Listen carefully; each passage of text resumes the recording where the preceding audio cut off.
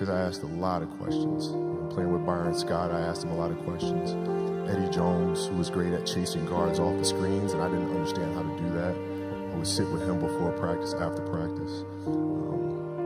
Magic, James Worthy, Kurt Rambis, Kareem Abdul, all the Laker greats. I would always sit down and just ask them questions about certain games that I studied growing up. What actually happened there? What did you feel there? Why? Bird tough to defend? Why? Because he looks slow as shit to me. So I'm missing something. So tell me what I'm missing. You know what I mean? And so I would always ask questions and try to learn as much as I could. Just dream. Have dreams, and dreams they should be pure. I think a lot of times when we're born into this world, we actually wind up going backwards. And it seems like the more we mature, the more responsible our dreams become. The more governors we put on ourselves and our ability to dream and to reimagine. And it's always a fight for us parents and for you guys to make sure that your dreams always stay pure. So it's not a matter of pushing beyond the limitations or expectations. It's really a matter of protecting your dreams, protecting your imagination. That's really the key. When you do that, the world just seems limitless. I always dreamed as a kid that it was possible to score. It was just I had a dream. Sometimes you lay down in bed and you visualize things. You just kind of, that's at least how I would go to sleep.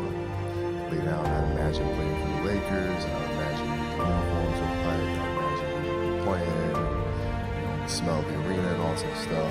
And I would see myself, getting hot, scoring 10 straight points. But in a dream, why would you ever interrupt that? You're not going to have a dream and be like, okay, then he misses his next 6. It's not going to happen. So you just keep dreaming and dreaming and dreaming, and before I go to sleep, I'm at 120 points, And so when you grow up, downloading that into your brain over and over and over, and then that summer I made 1,000 shots a day. 1,000, right? That's on top of weight training and my conditioning. I made 1,000 shots, and they weren't just shots. It were shots that you saw in that game. They were specific shots. It was coming out of the corner, going to the pinch post, footwork in the post, coming off the screen. It was very specific. So when you download that into your system and you go out on the court, you're just executing things that you've done thousands of times before, and you have that dream, then that becomes possible. My philosophy was very simple. And this is where I think film plays a big part of my life. Rudy was one of my favorite films growing up. After watching that film, I come to understand if I could work that hard every day, being blessed with the physical tools that I have, what would my career be? And I made a promise to myself on that day that I was going to work that hard every single day, so that when I do retire, I have no regrets. And that was the most important thing for me, to say, leave no stone unturned, get better every single day. And if I live that way, then over time, I'd have something that was beautiful. That was my philosophy. It seems like it's pretty simple, but if you live your life to just get better every single day, you do that for 20 years, and what do you have? I wasn't worried about what was to come. I wasn't worried about what just happened. I was just here.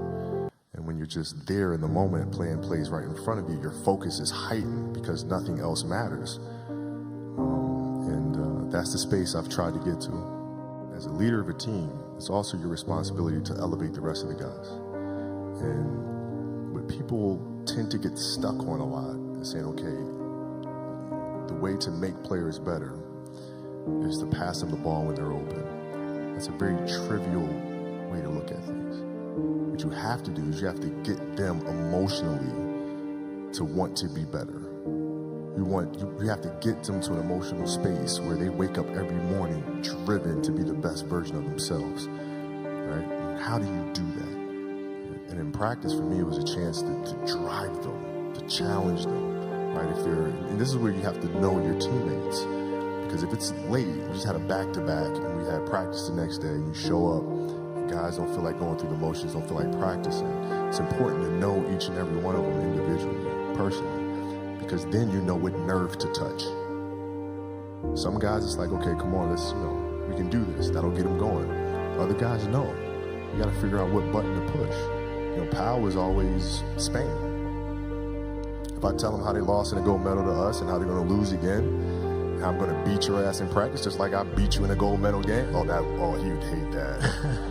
He'd hate that. But that's what practice was. You have to drive him. You absolutely have to. And if practice is more intense and harder than a Game 7 will be, then a Game 7 will be easy. But if it's not, then that's when teams start folding and capitulating. Tolerance for that and the kind of culture that the Laker organization stood for winning championships is not tolerated. You're going to show up to play. You're going to lollygag through the scrimmage, through this drill. I'm going to beat you. I'm going to let you know I beat you. I want you to reconsider your professional life choice.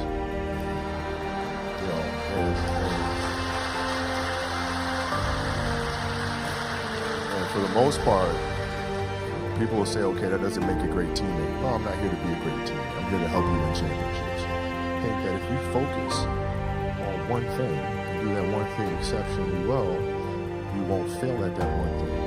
So sometimes you got to put the other stuff to bed and focus on what you believe is the core of the company. And that always starts from what you love to do the most.